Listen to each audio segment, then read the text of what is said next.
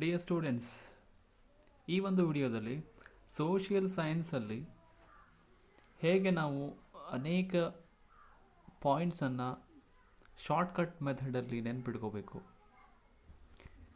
ನಿಮಗೆ ಗೊತ್ತಿದೆ 39 ಲೆಸನ್ಸ್ ಇದೆ, ಥೌಸಂಡ್ಸ್ ಟುಗೆದರ್ ಕಾನ್ಸೆಪ್ಟ್ಸ್ ಇದೆ. ಎಲ್ಲ ಮಾಹಿತಿಯನ್ನು ನೆನ್ಪಿಟ್ಕೊಳ್ಳೋದು ಬಹಳ ಕಷ್ಟ. ಸೊ ಇಲ್ಲೊಂದು ವೆರಿ ಟ್ರಿಕ್ ಇದೆ, ಆ ಟ್ರಿಕ್ಕನ್ನು ನಾನು ನಿಮಗೆ ಹೇಳ್ತೀನಿ. ಸೊ ಇಟ್ ಈಸ್ ಪ್ರಾಕ್ಟಿಕಲಿ ನೀವು ಅದನ್ನು ರೂಢಿಯನ್ನು ಮಾಡಿಕೊಂಡ್ರೆ ಬಹಳ ಬೇಗ ಎಲ್ಲ ಕಾನ್ಸೆಪ್ಟನ್ನು ಈಸಿಯಾಗಿ ನೆನ್ಪಿಟ್ಕೋಬೋದು. ಸೊ ಹಾಗಾದರೆ ಏನು ಮಾಡಬೇಕು, ವಾಟ್ ಟು ಡೂ? ಸೊ ಒಂದು, ನೀವೇನನ್ನು ಓದ್ತಿದ್ದೀರ ಅದನ್ನು ಅಂಡರ್ಸ್ಟ್ಯಾಂಡ್ ಮಾಡ್ಕೋಬೇಕು. ಬರೀ ವರ್ಡ್ಸ್ಗಳನ್ನು ನೆನ್ಪಿಟ್ಕೊಳ್ಳೋದು ಮಟೀರಿಯಲಿಸ್ಟಿಕ್ ಆಗಿ ಅದು ಬಹಳ ದಿನಗಳವರೆಗೆ ನೆನ್ಪಿಡೋದು ಬಹಳ ಕಷ್ಟ ಆಗುತ್ತೆ. ಸೊ ಮ್ಯಾಟ್ರನ್ನು ಅಂಡರ್ಸ್ಟ್ಯಾಂಡ್ ಮಾಡ್ಕೊಳ್ಳೋದು ಬಹಳ ಮುಖ್ಯ ಆಗುತ್ತೆ. So one thing. ಎರಡನೇದು, ಸೊ ಆ ಕಾನ್ಸೆಪ್ಟಲ್ಲಿ ಯಾವ ಹೈಲೈಟಿಂಗ್ ಪಾಯಿಂಟ್ಸ್ ಇದೆ ಅದನ್ನು ಕಾನ್ಸಂಟ್ರೇಷನ್ ಮಾಡಬೇಕಾಗತ್ತೆ. ಕೆಲವೊಂದು ಬಾರಿ ವಿದ್ಯಾರ್ಥಿಗಳಿಗೆ ಆ ಹೈಲೈಟ್ ಪಾಯಿಂಟ್ಸ್ ಗೊತ್ತಾಗಲಿಲ್ಲ ಅಂತಂದರೆ ಟೀಚರ್ಸ್ ಮುಖಾಂತರ ಆ ಹೈಲೈಟಿಂಗ್ ಪಾಯಿಂಟ್ಸನ್ನು ತಿಳ್ಕೊಬೇಕಾಗತ್ತೆ. ಸೊ ಒಂದು, ಅಂಡರ್ಸ್ಟ್ಯಾಂಡಿಂಗ್ ಮಾಡ್ಕೊಳ್ಳೋದು ಕಾನ್ಸೆಪ್ಟನ್ನು. ಎರಡನೇದು, ಹೈಲೈಟಿಂಗ್ ಪಾಯಿಂಟ್ಸ್ ಯಾವುದಿದೆ. ಮೂರನೇ ವಿಚಾರ ಏನಂದರೆ ಶಾರ್ಟ್ಕಟ್ ಕೀವರ್ಡ್ಸ್ಗಳನ್ನು ಮಾಡ್ಕೋಬೇಕು. Shortcut keywords.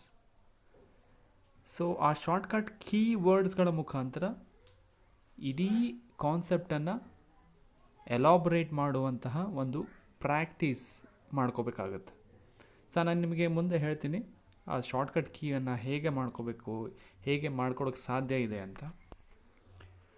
ಸೊ ಕೊನೆಯ ವಿಚಾರ ಅಂತಂದರೆ ರೀಡ್ ಆ್ಯಂಡ್ ರಿಪೀಟ್. ಇದು ಬಹಳ ಮುಖ್ಯವಾದಂಥದ್ದು.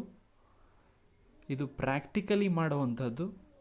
ಓದುವುದು ಮತ್ತು ಅದನ್ನು ಓದಿದ್ದನ್ನು ಎಷ್ಟು ನೆನಪಿದೆ ಅನ್ನೋದನ್ನು ಬರೆಯುವಂಥದ್ದು. 30 ನಿಮಿಷ ಓದಿದೆ ಅಂತಂದರೆ ಸೊ ನೆಕ್ಸ್ಟು 15 ಮಿನಿಟ್ಸ್ ಅದನ್ನು ಪೂರ್ತಿ ಬರೆಯುವಂಥದ್ದು ಒಂದು ನೋಟ್ಬುಕ್ಕಲ್ಲಿ. ಸೊ ಒಂದು ಕಾನ್ಸೆಪ್ಟನ್ನು ಓದೋದು, ನೆಕ್ಸ್ಟ್ ಅದನ್ನು ರಿಪೀಟ್ ಮಾಡೋದು. Reading and omitting or reading and repeating ಅಂತ ಕರಿತೀವಿ.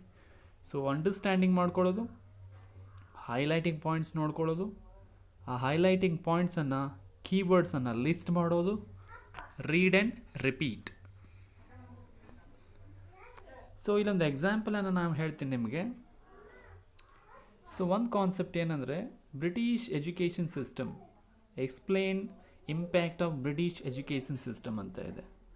ಸೊ ಇದೊಂದು ಬಹಳ ಎಕ್ಸ್ಪ್ಲೇನ್ ಆದಂತಹ ಬಹಳಷ್ಟು ಮಾಹಿತಿ ಇದೆ ಇಲ್ಲಿ. ಇದನ್ನು ಶಾರ್ಟ್ ಮಾಡಿ ನಾನು ನಿಮಗೆ ತೋರಿಸ್ತೀನಿ. So explain the impact of British education system ಅಂತ ಇದೆ. ಸೊ ಇದರಲ್ಲಿ ಬಹಳಷ್ಟು ಮಾಹಿತಿ ಬರುತ್ತೆ. ಇದನ್ನು ಶಾರ್ಟ್ ಮಾಡಿ ಹೇಗೆ ಕೀವರ್ಡ್ಸ್ ಮಾಡೋದು. So these are the shortcut keywords. ಆ ಆನ್ಸರ್ನ ಶಾರ್ಟ್ಕಟ್ ಕೀ ಇದು.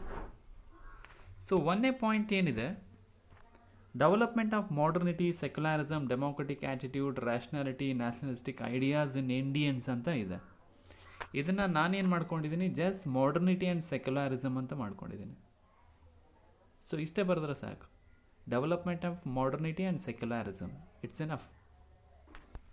ಸೊ ಎರಡನೇ ಪಾಯಿಂಟ್ ಏನಿದೆ, increase local literature and language and facilitated the unity and thinking process ಅಂತ ಇದೆ.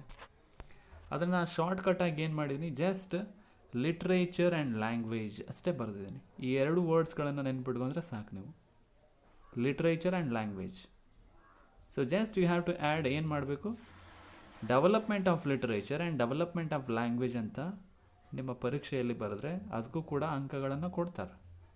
ತಪ್ಪು ಅಂತ ಹೇಳೋಕ್ಕಾಗಲ್ಲ. ಸೊ ನೆಕ್ಸ್ಟ್ ಪಾಯಿಂಟ್ ಏನಿದೆ, emerge periodicals and enabled Indians to have critical opinions on various issues ಅಂತ ಇದೆ. ಅದನ್ನು ಜಸ್ಟ್ ಏನು ಮಾಡಿದ್ದೀನಿ ನಾನು, ಜಸ್ಟ್ ಒಂದು ವರ್ಡಲ್ಲಿ ಆ ಎಲ್ಲ ಮಾಹಿತಿಯನ್ನು ಹಿಡಿದಿಟ್ಕೊಳ್ಳೋದು, ಪೀರಿಯಾಡಿಕಲ್ಸ್, ದ್ಯಾಟ್ಸ್ ಇಟ್. ಅಷ್ಟೇ ನೆನ್ಪಿಟ್ಕೊಂಡ್ರೆ ಸಾಕು. ಆ ವರ್ಡನ್ನು ನೆನ್ಪಿಟ್ಕೊಂಡ್ರೆ ಪೀರಿಯಾಡಿಕಲ್ಸ್. ಪೀರಿಯಾಡಿಕಲ್ಸ್ ಅದಕ್ಕೆ ಸಂಬಂಧಪಟ್ಟಿದ್ದು, okay, it is the impact of British education system. Periodicals ಬೆಳೆದವು, ಪತ್ರಿಕೆಗಳು ಬೆಳೆದವು ಅಂತ ನಾವು ಕಾನ್ಸೆಪ್ಟ್ ಎಲಾಬ್ರೇಟ್ ಮಾಡ್ಕೋಬೇಕಾಗುತ್ತೆ. ಸೊ ನೆಕ್ಸ್ಟು, ನೀವು social religious reformation started. Just one word ಬರೆದಿನಿ, ರಿಲಿಜಿಯಸ್ ರಿಫಾರ್ಮೇಷನ್ ಮೂಮೆಂಟ್. ಹಾಗೆಯೇ fresh thinking, freedom struggle, understanding the tradition, created new generation.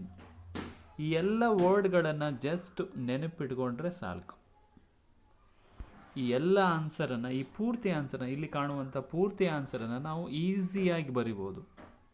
ಇದನ್ನು ಜಸ್ಟು 15ರಿಂದ 20 ನಿಮಿಷ ಓದಿ ಕೀವರ್ಡ್ಸ್ಗಳನ್ನು ಮಾಡಿಕೊಂಡು ಲಿಸ್ಟ್ ಮಾಡಿಕೊಂಡ್ರೆ ಬಹಳ ಈಸಿಯಾಗಿ ದೊಡ್ಡ ದೊಡ್ಡ ಆನ್ಸರನ್ನು ಒಂದು ಶಾರ್ಟ್ಕಟ್ ಕೀಸಲ್ಲಿ ನಾವು ನೆನಪನ್ನು ಇಟ್ಕೋಬೋದು.